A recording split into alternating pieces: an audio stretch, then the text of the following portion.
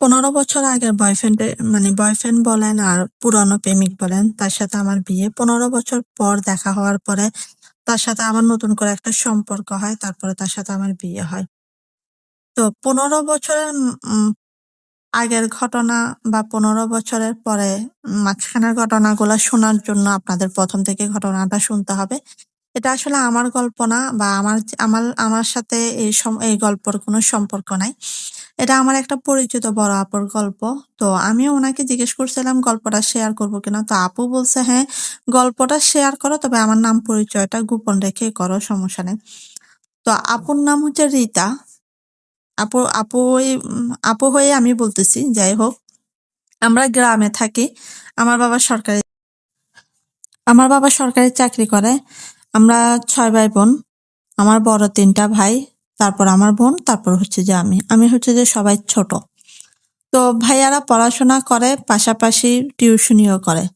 পড়াশোনা ভাইয়াদের এসএসসি শেষ, ভাইয়ারা কলেজ শেষ করে চাকরির জন্য ট্রাই করতেছে। তো বাবা বলল যে গ্রামে বসে চাকরির জন্য ট্রাই না করে শহরে চলে আসো। শহরে এসে চাকরি বাকরি খুঁজো, বা চাকরি না হলে বিজনেস করো, কোনো সমস্যা নাই। আর বাবার কথা ছিল, যেহেতু আমার বড় আরো ২ টা বোন ছিল, ওদেরকে বিয়ে দেওয়ার একটা ব্যাপার-স্যাপার ছিল। তো বাবা বলল যে শহরে চলে আসো। শহরে চলে আসলে ওদের একটা ভালো বিয়ে দিতে পারবো, বা ভালো জায়গায় কোনো একটা সম্বন্ধ দেখে আমার ২ টা আপুকে বিয়ে দেওয়ার কথাবার্তা চলতেছিল। বা আপুদেরও এসএসসি পরীক্ষা শেষ, মাত্র ইন্টারে বড় আপু অনার্সে ভর্তি হবে, ছোট আপু ইন্টারে ভর্তি হবে আরকি। আর আমি তো ছোট, আমি ক্লাস 7 এ পড়ি। যাই হোক, আমরা যে কথা সে কাজ। বাবা যেমন বলল, মাও রাজি হয়েছে। আমরা সবাই শহরে চলে আসি। একটা ফ্ল্যাট ভাড়া নেওয়া হয়, ৫ বেডের বাসা। তো যে বাসায় আমরা উঠি, সেটা হচ্ছে যে ৩ তালা পর্যন্ত কমপ্লিট হয়েছে। উপরে আর উঠে নাই আরকি ফ্ল্যাট। যাই হোক, আমরা ২ তালায়, উপরে থাকতো আমরা ৩ তালায়, আমরা ৩ তালায়, ২ তালায় জমিদাররা থাকতো, আর আরো ভাড়াটিরা ছিল। তো ৩ তালায় আমরা থাকি। ওঠার পরে আমার ঘটনা শুরু হয় ওইখান থেকে। যেহেতু আমি গ্রামে মানুষ, আমার বড় ভাই বোনদের কোনো সমস্যা ছিল না। ওরা সবসময় বাসায় থাকতো, ওদের কোনো প্রবলেম ছিল না। মানে শহর নিয়ে ওদের কোনো সমস্যা ছিল না, আমার ছিল। কারণ আমি যেহেতু ছোট, আমি বান্ধবীদের সাথে বা আড্ডা, যেহেতু গ্রামে ছিলাম, গ্রামে তো আর এরকম বন্দি লাইফে জীবন পার করি নাই।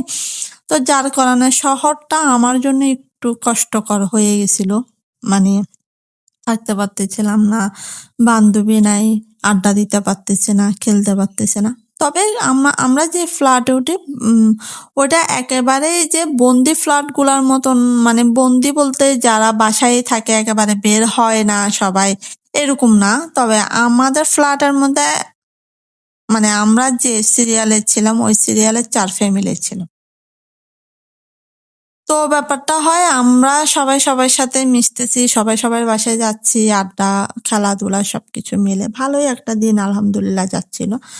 তবে আমাদের ফ্ল্যাটটার সামনে ছিল বারান্দা, যার কারণে সবাই বারান্দায় খেলাধুলা করতে পারতাম, ছাদে উঠতে পারতাম।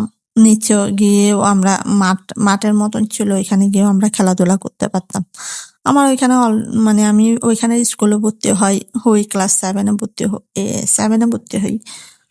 তো আড্ডা দিচ্ছি, বান্ধবী হইছে।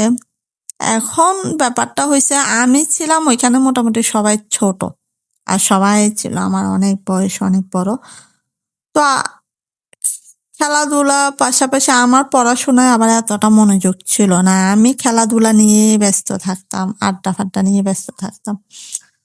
তো আমি যে ফ্ল্যাটে উঠি, সে নিচতলায়, ২ তলায় জমিদাররা থাকতো। জমিদার থাকতো, আমরা ৩ তলায় থাকতাম। তো আমরা যে বারান্দায় খেলাধুলা করতাম, ওইখানে একটা শব্দ হইতো, যেমন পুরো ফ্ল্যাটে লাফালাফি বা চিল্লাফাল্লা করলে নিচের ফ্ল্যাটে শোনা যাইতো। তো আমাদের জমিদারের ছেলে ছিল ৪ টা, একটা মেয়ে। তো জমিদারের বড় ছেলেটা প্রচুর পরিমাণ রাগী ছিল, বলার মতন না। সে আমার প্রচুর পরিমাণ রাগী ছিল। তার কথা হচ্ছে পড়াশোনা করবা, ঘর থেকে কেন বের হবা, এত চিল্লাফাল্লা কেন করবে, এটা করতে পারবে না, ওইটা করতে পারবে না। ও সে প্রত্যেকটা বিষয় মানে কি আমাদেরকে বকা দিত। মানে আমরা যে বান্ধবীরা ছিলাম আমাদেরকে বকা দিত। বিশেষ করে মনে হইতো যে আমাকে মনে হয় সে বেশি বকা দিচ্ছে। মানে আমার সাথে সে আমাকে ধমক দিত। আমাকে বলতে পড়াশোনা করো না কেন? এখানে চিল্লাফাল্লা করতেছো কেন? এই সেই সে আমার সাথেই বেশি লেগে থাকতো আরকি। আমার মনে হইতো মানে আমার পিছনে লেগে থাকতো সে, মানে আমাকে বকাবাজি বেশি করতো। আমি তাকে টোটালি দেখতে পারতাম না। একেবারে অপছন্দর একটা মানুষ ছিল আমার জীবনে। এই মানুষকে আমি দেখলে আমার মেজাজ খারাপ হয়ে যেত। তাকে আমি যেখানে দেখতাম আমার খুব রাগ হইতো। কারণ সে খুব চিল্লায়, খুব বকাবাজি করে। সেজন্য তাকে আমার টোটালি পছন্দ ছিল না। তো আমার সিনিয়র একটা বড় আপু ছিল। উনি তখন মনে হয় অনার্স কমপ্লিট করছে কি অনার্সে পড়তেছে, যাই হোক। আপুর সাথে আমার একটা ভালো সম্পর্ক হয়। আপু আবার আমাদের এই সামনের একটা ফ্ল্যাটের ভাইয়ের সাথে রিলেশন করে। সেটা অনেকে জানতো, আবার অনেকে জানতো না। তো তখন তো আসলে মোবাইলের যুগ ছিল না, বা ফোনে কথা বলার কোনো সিস্টেম ছিল না। তো তখন ছিল মানে চিঠি দেওয়া নেওয়ার ব্যাপার। তো আমি যেহেতু সবাই ছোট ছিলাম, আমার সাথে কেউ কথা বললে বা কোনো ভাইয়ারা কথা বললে কেউ এতটা মাইন্ড করতো না। তা আপু কি করতো, আমার সাথে একটা সুন্দর সম্পর্ক গড়ে তুলে আপুর সাথে, মানে উনি আমার বয়সে বড় হলো, ওনার সাথে আমার চলাফেরা বা কথাবার্তা অনেকটা ফ্রেন্ডের মতনই ছিল, বন্ধু বান্ধবীর মতনই ছিল। তো আপু চিঠি দিত, আমি ভাইয়াকে দিতাম, ভাইয়া চিঠি দিত, আমি আপুকে দিতাম। যার কারণে মানে আমি এক কথায় ছিলাম ওনাদের ঘটক। তো আবার ওনারা যখন প্রেম করতো বা বারান্দায় বা ছাদে কথা বললে আমি পাহারা দিতাম কেউ আসতেছে কিনা। তো এইভাবেই চলতেছিল আমার দিনগুলা। আমি বান্ধবীদের সাথে আড্ডা, খেলাধুলা। কিন্তু এই যে জমিদারের ছেলে বড়টা, আমি ওনাকে টোটালি দেখতে পারতাম না। ওনাকে দেখলে আমার মেজাজ খারাপ হয়ে যেত।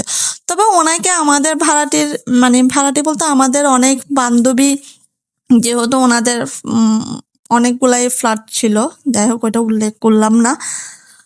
তো ওইখানে আমার কিছু বান্ধবী ওনাকে আবার পছন্দ করতো, ওনাকে ভালো লাগতো তাদের, কিন্তু আমি ওনাকে টোটালি দেখতে পারতাম না। ওদেরকে কিন্তু উনি আবার বকা দিত না, আমাকেই দিত। আমি ওইখানের একটা স্কুলে পড়তে হই।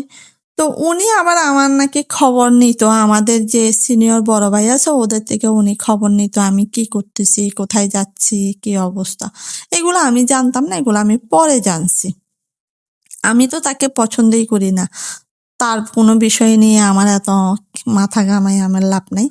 তো একটা সময় গিয়ে উনি অনার্স কমপ্লিট করে উনি দেশের বাহিরে চলে যাবে এরকম কথাবার্তা হচ্ছিল। বা আন্টি আবার জমিদার আন্টির সাথে আমার আম্মার বা ওইখানে যে আন্টিরা ছিল ওনাদের সাথে আবার খুব ভালো একটা সম্পর্ক। উনি যে জমিদারের ওয়াইফ, ওনার মধ্যে সে অহংকার ছিল না। উনি সবার সাথে মিশতো, সবার সাথে কথাবার্তা বলতো, ছাদে আসতো। ওই হিসাবে আন্টির সাথেও আমাদের ভালো একটা সম্পর্ক ছিল, কথাবার্তা ছিল। তো ওনার ছেলে না থাকলে দেখা যেত আমরা আন্টিদের বাসায় যাইতাম। আন্টিও সবার বাসায় আসা যাওয়া করতো। তো শুনছি উনি নাকি দেশের বাহিরে চলে যাবে। তো ঘটনাটা শুরু হয় উনি দেশের বাহিরে চলে যাওয়ার পরে। তো এটা শোনার জন্য সেকেন্ড পার্টের জন্য অপেক্ষা করতে